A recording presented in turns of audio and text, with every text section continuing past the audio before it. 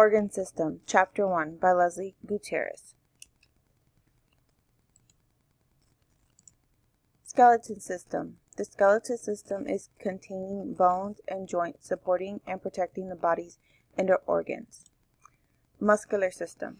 Voluntary, involuntary, and cardiac muscles compose the muscular system. Lymphatic System. It's red bone marrow, lymphatic vessels, spleen, lymph rods making up this system responsible for fluid transport. The cardiac system. The cardiovascular system, it contains blood through the body. The heart pumps blood through the blood vessels. As the blood flows through these vessels, it delivers oxygen and nutrition to the cells while removing carbon dioxide and waste products for them. Respiratory system. It contains of the nasal cavity and the purpose of maintaining our breathing.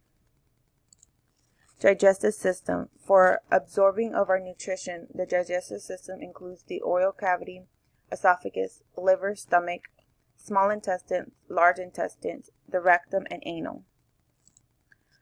Nerve systems. The central nerve system and the peripheral nerve system works together to control all other systems of the body.